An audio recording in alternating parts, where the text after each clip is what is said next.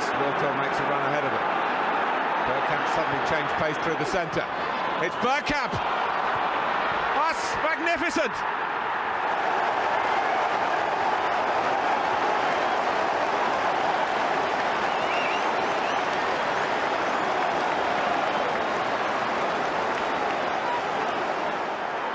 The move, and then this, which left Dabby's ass totally stranded.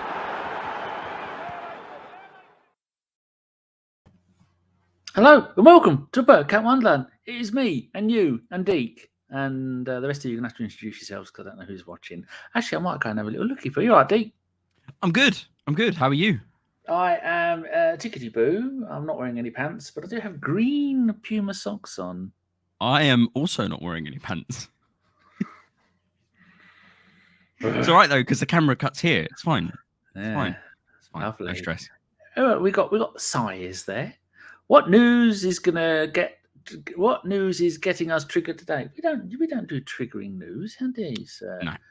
And Nick is there. Hi, chat. We are. Are you ready for some podcasty goodness? Making up words. That's what confuses me. You're there, and Pete Colson is there. Rice to see you. Rice. Not a lot. Nice. Stan in no doubt sunny Vancouver. And Brady's Banana says timber, tree, axe. Has he signed yet? The man from my axe. He hasn't signed yet, but everyone's just going to do the Pitbull song, isn't it, really? I'm yelling timber. That one. I don't know. Oh, she's guffed. My cat is rotting on the inside and she's guffed again, the dirty strumpet.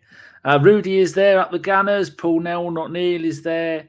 Already said hello to Phil. And Jim Eves is there as well. BX, hello. Right.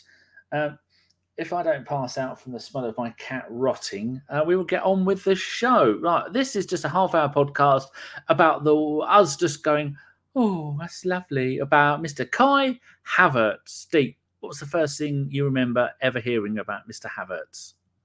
Well, I'm sure everybody wants to hear a massive, long story about how much I adore him on Football Manager, but I think everybody's pretty much on the ball when it comes to that point now. But Kind been following him since Bayer Leverkusen, really enjoyed him. I think he's a brilliant player. There we go, stats up on the screen, loving it. Had a fantastic season, kind of back-to-back as well. And he plays in the midfield role. That's what he did for Bayer Leverkusen. He played in the kind of centre midfield, so just behind the striker. But obviously, maybe that will be changing with another stat thing here, playing alongside, so doing the kind of the Xhaka role. So I'm interested. We've got another left-footed central attacking midfielder, which is interesting. We've got two. So there we are. But yeah, I absolutely loved him. But Bayer Leverkusen was absolutely gutted when he made the move to Chelsea. But ended up winning the Champions League for him, and was it the World Cup trophy? I think it was. I'm not sure. The winner in the Champions League. Which I forgot. It was pointed out. Yeah. So he's a big player. He's a big game player. He's a guy that doesn't shy away from anything. He gets involved. He's got, City's 6'4", so he's got the ability to hold the ball. He's got the most goals he scores with his head, and we've got the ability to play the ball up to somebody if need be. Which is, I'm sure we won't do that, but the options are there. The options are available. I'm really happy about it. I only remember saying, and going back to his career, which is a good. There you go. If I forget, it's Havertz is a G, lots of G's in our saved thing. I remember when Chelsea bought him because they bought Havertz, they bought Pulisic, and they bought Ziyech, all roughly about the same time, within a year of each other. Or might have all been in the same window to come and join in the next window. And I remember thinking, wow, that is a young, dynamic attacker. Ziyech is a little bit old. I think he's 30 now. But back then, he probably would have been in his mid to late 20s. And I'm then thinking, wow, they've really gone out and bought some of the best young talent attack-wise in Europe's big leagues. Yeah. And he's going to come there and he's going to do wonders. But because of the position they played him, they essentially tried to play him in the Lukaku role, didn't they? Yeah, well, they had Chelsea still in the position of not really having an out-and-out striker. They re-signed Lukaku a number of years ago for obscene money and then loaned him back last season. So I don't know what they're doing in regards to strikers. So they used Havertz. he can play that role, but that's not the role that he made his name and did really well by Leverkusen. So he kind of plays just off the striker as a shadow striker, really is his terminology. And we're going to be playing him in a slightly different formation. But I will say one thing. I know that we played a particular way last season with Xhaka playing that left 8, but maybe Arteta could only play in a particular way that he wanted to play that fitted around Xhaka. So maybe there's going to be an evolution here with a step up to step 4 with Arteta's plan, and he's going to be slightly tweaking how the things work in the midfield, and maybe Havertz is the perfect jigsaw piece for the puzzle. Maybe I wouldn't be surprised if he was. Yeah, I'm trying to find out when they bought Pulisic, because they bought just looking at the Chelsea in 2021, they bought Ziyech and they bought Havertz. Havertz was September 2020 and Ziyech was July 2020. So I can't find out where Pulisic, he must have already been there.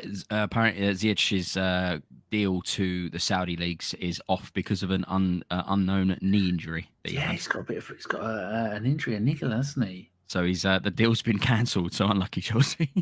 And they bought Pulisic in 2019. Either way, that was a very promising forward line, someone to supply them with goals, and it hasn't worked out. Now, when he comes to play for the mighty Arsenal, on the screen, people, we have the usual back 4 from last season, and then we have Rice in the Partey role, Odegaard on the right, and Havertz on the left. Is that where you see him playing? Yeah, I thought potentially he might. He's got the ability to play out in Saka's role, so he's got the ability to allow Saka rest. He can play up top as well as a false 9, but I think probably left 8 is where we're going to play. But as I said, I think it's really going to be slightly different this season with how Arteta is going to be displaying his team, and I think Havertz is the guy that's going to be doing that job. I'm a big fan of Havertz. I think he's got incredible hold up play. He's kind of like if Ozil had a child with Olivier Giroud, and kind of like that really tall hold-up play assist maker. That's kind of what I think he's going to become. And yeah, he hasn't been very good at Chelsea, but then I don't think the entire Chelsea squad's been very good for a number of years. So comparing him to what his time at Bayer Leverkusen to how he's been at Chelsea, I think the fact that we got him for such a cheap deal, and I know it's the second biggest in Arsenal's history as of the moment, but I think we've got ourselves an incredible player at a steal of a price, and I'm very looking forward to seeing him getting involved. Yes, so Simon makes a good point. Timo Werner, that was another one they signed in the similar windows. Maybe that's what I was thinking of. And that's that striker issue again, isn't it? You know, they let him go. No one has been any good. Yet they only won the Champions League a couple of years ago. Yet they're absolutely dog poop at the moment. Stan, our very own Stan, says, haven't heard a single person connected to Chelsea say they're sad to see him go or he'll make us stronger. They do say that he goes missing in games a lot. Do you remember if he played against Arsenal this season? I'm going to go and have a little look and see if he did. I think he did. He said in his post-game interview that obviously he's played against Arsenal for Chelsea, whether it be this season or last season. He played the 1-0 at their place as an attacking midfielder. They lost 1-0 and he played 64 minutes. And the return leg, he played as a centre forward and we smashed them 3-1 at home. Nice. Yeah. I'm intrigued. I can't wait to see what he can do. I think the fact that Chelsea have done so badly is how we managed the game. So. Yes, they are having a clear out and they don't give a damn about the expense of how much money they are losing out. And Lukaku's coming back because Inter Milan can't afford him. He doesn't want to go to AC Milan and he hasn't got a bucket and spade and his beach ball and his flip-flops. Not sliders, people, they're flip-flops. To go and play in the sand for 3 years and do all of that lot. So, people are just saying, Stan says, so for 4 years, Chelsea didn't use him correctly. Okay. Well, what would you have to say to that? I appreciate what you're saying, Stan. I know Stan's got slightly different opinions to me with Kai Havertz. I'm trying to look at it as a positive point of view. And yeah, he hasn't been very good. But I'm thinking that maybe if Arteta can get a tune out of Odegaard, probably one of the most, hyped up young kids that went to Real Madrid at 16 earning £80,000 a week, he didn't hit the ground running. He's been under Arteta now for a couple of years, and now we've turned him into the Arsenal captain and one of the best attacking midfielders in the Premier League, possibly, in contention with Kevin De Bruyne, who's easily the best attacking midfielder in the world. So I appreciate what you're saying, Stan, but I'm going to try and remain positive. If Arteta wants him and Arteta sees a plan with him, then I'm very happy. And he's a big fan, and I'm a big fan of his, so we'll see what happens. We've got a disgruntled viewer, procrastinating Womble, ABW in daytime hours. I call shenanigans. This type of behaviour is frowned upon. But went to Audi today to pick up the child's new car, an Audi A3, a 23 plate. She's over the moon. I hate new cars. And then I was sitting there with Sean's mum, and we were just, she said, no, let's talk about Arsenal. And I went, oh, Arsenal signed Pat Rice. And then she went, Pat Rice? I went, no, Declan Rice. And the bloke stuck his head out the door and went, did somebody say Pat Rice? I said, yeah. He went, it's not often I hear Pat Rice. Only another gooner, wasn't it? I said, do you listen to any podcasts? He said, no. I said, what's your favourite player? He said, Dennis Bergkamp. I didn't know what to say. So Sean's mum went, his podcast called a Bergkamp Wonderland. Bloke couldn't give him two shits. But we did get free coffee though, which is nice when you're spending 26 grand on a car. So Aaron says, Anush says he has similarities to someone like I read that as Ospina first. Anush, that'd have been a nightmare. A post-hype wonder kid, which is the point you were just making. Very good. Pete Coulson. Question: Is the Kai signing a death blow for Eddie? Can't see him getting many minutes this season now. It's different positions, isn't it? I mean, Eddie's never going to play in the what will forever be known the Xhaka role. But Havertz can play in the striker role. So when Arteta wants to slightly change things up, I think he'll probably lean towards Havertz in that number 8 role and maybe squeeze Emile Smith-Rowe into the Xhaka 8. So who knows? But so that Peter Coulson might be onto something. I, for one, am not going to lose any sleep over Eddie Nketiah not getting as many games.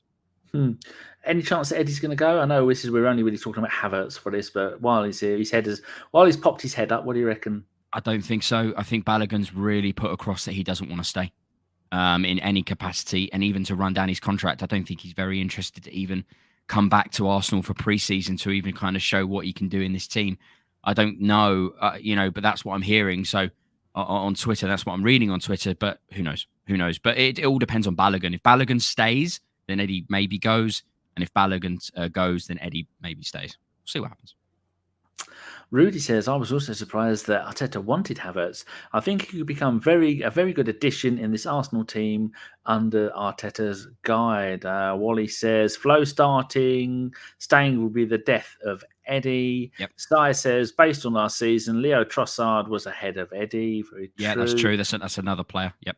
Barry Douglas, hey guys, hope you're right. Now, Wally made an interesting point up here. Kai Havertz made the second most number of runs into the box in the league. Imagine Kai instead of Xhaka in those positions, because we did see quite a lot last season. Xhaka would get the ball in those positions, and he a few times shit the bed, didn't he? Because it's not his job. Exactly, it's not his job. He had to kind of fill that particular role. Was asked to play that role by Arteta. And came back, as we said, a little bit lighter and a little bit stronger, and he did a fantastic job in that position. But it's not the position that he's familiar with. I'm just trying to find a tweet that I sent out a while ago in regards to that, and there was about 5 or 6 particular statistics. Oops, sorry. And I've got it here, so let me try and send this to you now. Yeah. And hopefully you can use it. Shall I send you on Twitter? Is that Twitter easy for you? Yeah, Twitter DM me it. Okay, yeah, I will Twitter DM you that particular statistic. So you can chuck it up on the screen. It talks about runs, attacking runs, runs challenging backline, runs targeted by pass, and then total distance of runs as well. And comparing him to everybody in the Premier League doing the same similar stuff.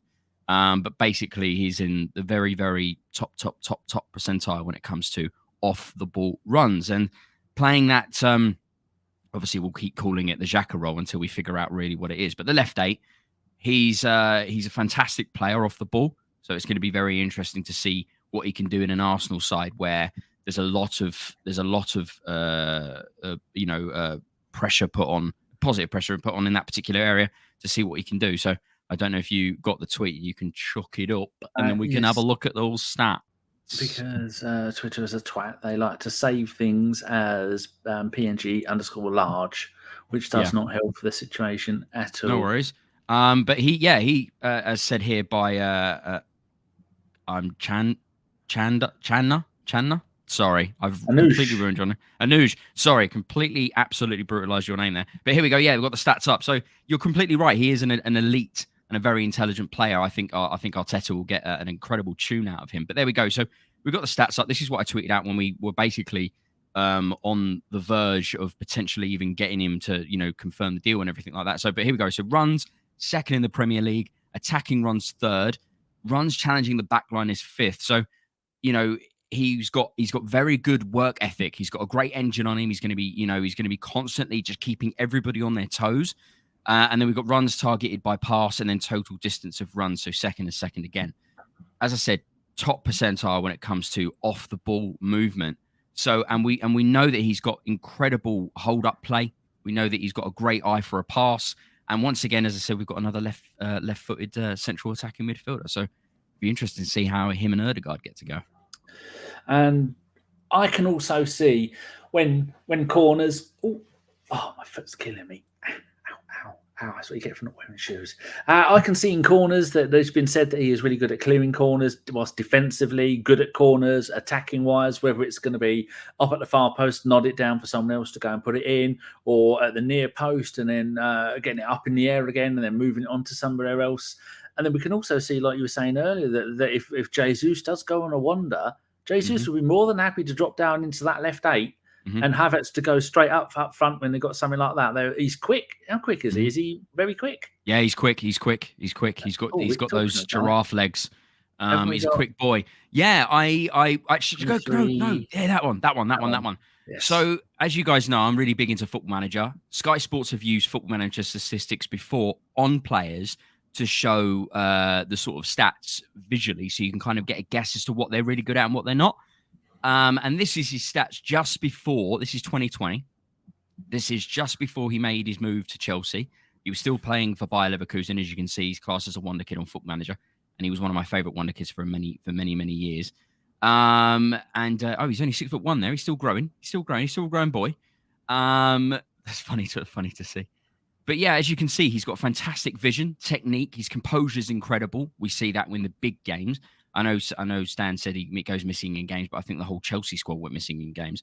But, he's a guy that gets involved. His first touch is incredible. He's got the pace. You see that? He's 17 pace. So these statistics are all out of 20. So 17 out of 20 is, top percentile. He looks brilliant. He's a big, tall, strong guy who's got really good technique and got really great pace. So if you show the picture up of what he looks like now playing for Chelsea. So this is how Football Manager have seen him progressed since he's been at Chelsea. As you can see, obviously, the value and stuff like that. He's probably one of the most valuable players in Football Manager at the moment on the latest version anyway. So as you can see, he's increased his finishing. He's got much better with his finishing, his decision-making, his composure and everything. He's kept all of that, his technique and vision. But what he's done is he's bettered at all the some other statistics as well. His teamwork, his anticipation. I think adding someone like this particular player with these particular stats, I think is going to just flourish in an Arteta side, playing Arteta ball. I can't wait. It is definitely going to be interesting. And we all do know that FIFA is not real life, people. No, FIFA or Football Manager is not real life. But as I said, Sky Sports have used them before, Football Manager statistics, just to kind of show things visually. So they believe it to be an accurate representation. And where is the... there we go. Just for anybody who may be thinking we don't know, scrolling across the bottom of the screen, FIFA is not real life. Jeff Arsenal, remember him? Remember Jeff Arsenal? Vaguely remember him. Vaguely. I don't follow him, but yeah. Everyone else on the planet follows him. Well, comments. What have we got in here? Scroll down, flow based on the that's no. And technically, we already done that. That's where we're up to. Wallace says, what do we think about Flo's tweet yesterday? It's time. I don't know. He put up a tweet of an hourglass hinting towards something. It could. See, the thing is, now that he plays for United States, he's going to get absolute huge endorsement deals with like Nike and everyone. So it's probably something to do with that. I don't think it's anything to do with Arsenal. We'll see. Yeah, didn't score on his first game, scored on his second game, and I think yesterday they played St Kitts and Nevis. They beat them 6-0. and a Colombian scored, I think, 3 or 4 goals for the USA, that'd have been a lovely game for Balogun to come in and stat pad. And if he'd have scored 3 or 4 goals, that means he'd have had 5 goals in 3 games. But, the Americans, they love their stats, their numbers. But that's a bit of play. So Pete says, bit random, when Tierney leaves, who will replace him in the We Got Mikel Arteta song? Been keeping up at night, that one. I've not heard a single thing about Tierney leaving. I know that there was a bit of stuff rumbling at the start of towards the end of the season that maybe even Newcastle were going in for him, but I've not heard a single thing. The Tierney stuff has gone silent. It may pick up again when we're looking to get rid of players to make a push for maybe 1 or 2 players at the end of the window, because I think that's probably what will happen. We'll sign Timber once the Rice is confirmed. We'll sign Timber, and then we'll kind of go on a little bit of a break because we're trying to find that other backup central midfielder. I saw rumours today. I can never pronounce his name, but the Real Madrid midfielder, Tukumani. That'll do. That's the one. Tukumani is being linked on a loan with a possible buy from Real Madrid. I'm pretty sure he's a central midfielder, right? No idea. Hold on. Let me. While you're doing that, Barry Douglas says, "I've got a good feeling about Havertz.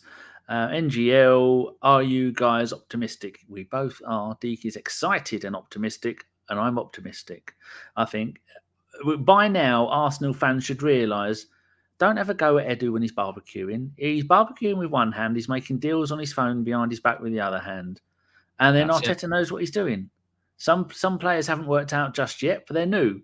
And these players are going to come straight into the first team, and they're going to be playing. Rice and Havertz will be playing in the first team for the first game of the season. They will be there if Xhaka leaves, which I still hope he doesn't leave.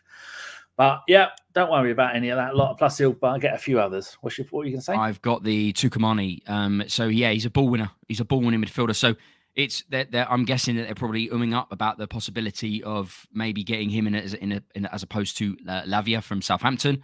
Because as much as I really like him, I'm not happy with the fact that Man City have still got that £40 million buyout possibility for next season. So if Lavia is good and he turns out to be a really great acquisition for Arsenal, Man City can just go, oh, here's 40 million. So maybe Arsenal are looking at other options, and Tukumani is an option because they've still got the connections from Real Madrid from the Odegaard deal, and they're doing all right without him. So maybe this is another option. And it is quite obvious that a lot of players want to come and play for Arsenal because it's in London. They want to play for Arteta because he is the future until he leaves Arsenal, and then he is no longer the future. And it's just an all-round positive, exciting, wonderful place to be at the moment, which is fantastic. Agreed. So we got any other points? Phil said we've got to sell a few players to make up some sales. They will do that, but it's in the meantime, it's more about getting stuff done. And then once we've got the players in that we want, before we had to sell players to be able to get in players. Now we're just going, well, we're having all these players, and then we're going to sell some players after. So we'll be the club going, well, if you want this player, we don't need the money because we've already got our big ones in, so you're going to have to pay what we want. We're in a different place now, aren't we? It's crazy. In every single way, we're in a totally different place. We're signing players now, we'll sell, and at the end of the window, we'll maybe sign one more, maybe an attacking player, but who knows? Rudy says, Balogun, Xhaka, probably Partey are the ones I expect to leave. Maybe Katie if we get a massive offer for him, possibly. I wonder what a massive offer is, like 30, 40 million. Would that be considered a massive offer? Yeah. I think that's a realistic offer is 30. A good offer is 40 and a massive would be 50. Maybe 35, I think we might get. I don't want him to leave. Katie, if you're watching, don't leave. We need you. Just for when it snows and you carry your bags. Pete says, I think Havertz signing will either be a stroke of genius or spectacular failure. Has Arteta taken a huge risk on him? I don't think so. I think every player you sign is a huge risk, even if it's a Aubameyang from Borussia Dortmund. Every player is a huge risk. Okay, Havertz has got Premier League experience now, which is going to bode very well for him. But I think every player is a risk, Danny. I don't know about you, but anything could go wrong with a player. It could just not work. He could not have the right mentality. But I think Arsenal are doing their due diligence with a lot of players now. They're signing players with the correct mentality, that family mentality. And even Havertz used that word, that terminology in his intro interview for the Arsenal. He said that the players have got a family mentality. So he understands it. He wants it. That's why Declan Rice is moving to the Arsenal. He's just had a newborn child. He wants to stay in London for his kid and his family. Arsenal is now a family mentality football club, and that's why you see them so united.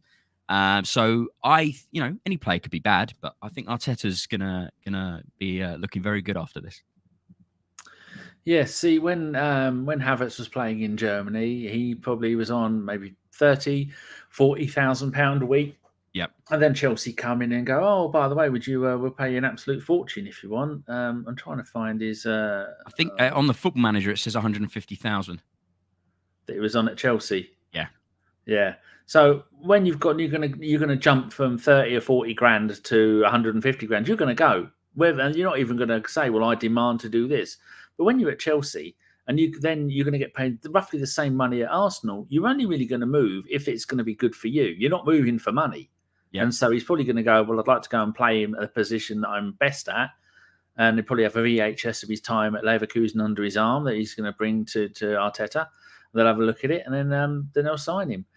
Pete says, if Granit and Partey do leave, do we still need to say a Lavia type signing despite having already spent 200 million quid? Yes. Yeah, yes. Definitely do. Because we need cover. Yep. And Pete Colson. Champions League football, guys. We've got Champions League football. We're not just in the Prem. It's not just domestic football. We've got Champions League back. We strengthen the first team. We need to bring in reinforcements that can do the job now. Stan says Tierney's heavily considering going back to Celtic, which I think would be a backward step. That's an awful move. They ain't got the money for it. I mean, what did we pay them? 23 million or something for him?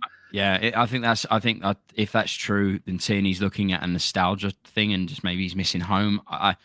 That would be an absolutely bonkers move. Tierney could get himself a huge contract. If he run his one out at Arsenal or if he got a move, he'd get himself a good contract. So I don't know about that. So we are all agreed that it is a bloody good move for him. It's a good move for Arsenal. And it's I think we might have paid a little bit too much because Chelsea didn't want him. No one else was in for him. So did they end up paying something like 90 million because the clauses that he'd have had would be win the Champions League, and he won the Champions League. And so there's a cost him an absolute fortune for us. So what did we pay? Did we pay 45 plus 20 in add-ons or something? I can't remember. I thought it was 60 plus 5 in add-ons.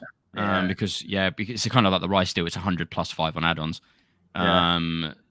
Arsenal are looking great right now, but we've still got no real proof that we're going to win the Premier League. So we can't really add that as an add-on. And I'm guessing that's where the issues were. The Rice deal is literally just how it's going to be broken down with regards to West Ham want it done within 2 years and we want it done in 4.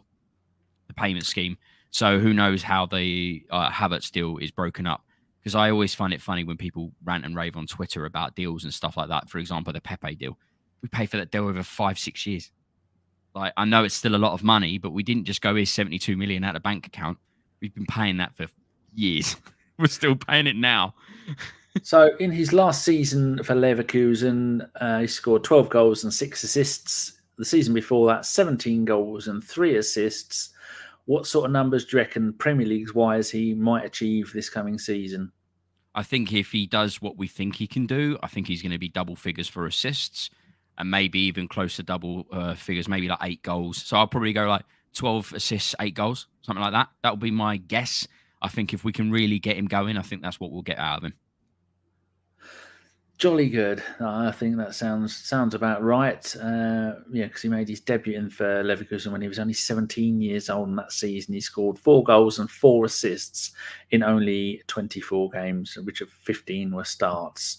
So we all have high hopes for him. And I think there you go. That's 29 minutes that we've done. There's lots of you watching. If you are new, give it a thumbs up. Maybe give it a little tickle of the subscribe if you're new. I've been going mad on Twitter. We've had 2,000 new followers on Twitter in the last 2 months because they've now, before you used to follow 50 people on Twitter and then they would block your account. Now you follow as many as you want. They don't give a damn. And so we're following absolutely loads. So if you are new, go and follow us on Twitter at the AFC Podcast and we will definitely follow you back. So what's up next then? Well, who do you reckon the next one through the door? Is it going to be Rice or is it going to be Timber? It'll be the man himself, the fluffy man, the fluffy Rice. I sent Danny a picture of white rice earlier, which I didn't get much of a response from. I think it's because it is a kind of a dad joke, but I enjoyed it nonetheless. No, I there really was some enjoyed it. response. Our very own Josh was trying to find a picture of Wes Brown taking on Declan Rice, and he couldn't. And Stan had a reply to it as well, which was I can't remember what Stan's was, but I did give it a little like Stan. We had some replies.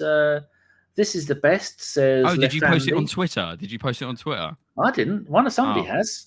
Oh, I don't know. Oh, someone's put, what's everyone's favourite rice? Mine's is, and it did that happen at the same time that you sent it to me. So I thought it was you that tweeted it. No. Really? Okay, that's spooky. That's real spooky. I just sent it to you because it was a funny. Shenanigans go. Well, there you go. Thank Karl for that. And because it was wonderful. That's right, spooky. people. We are all done. I am very excited to get Kai Havertz playing. Deac is over the moon. There's a little puddle underneath his desk. And my cat Betty is guffing. Right, thank you very much for watching, everybody. We will be back for another half-hour transfer show for every single player we do. We will do one show per person. And for the big players who leave, we will do 1 half-hour show per person that leaves as well. So all there is left for me to do is say thank you very much to everybody in the chat. You have been decidedly average. And Deac, you've been magnificent. Yeah, it's like the chat have been a 6.5. Football Manager, I've been a good 7.8. It's been a blast. But yes, come on, Havertz, man. What a signing. If they are lucky. Right, we're going to go now. Here is the outro. Steve and Dave, we will see you later. Come on, you Gunners. As soon as I scored that goal, I was fucking livid. Get down, dog. Splendid business. You nearly caught the bloody thing. What are you talking about? So I was just eating a full quiche. Well, you don't often see them at Ig, so when you see them in the supermarket, they need to be swagged, microwaved immediately, and get the brown sauce on and bosh, Bob's your uncle. Never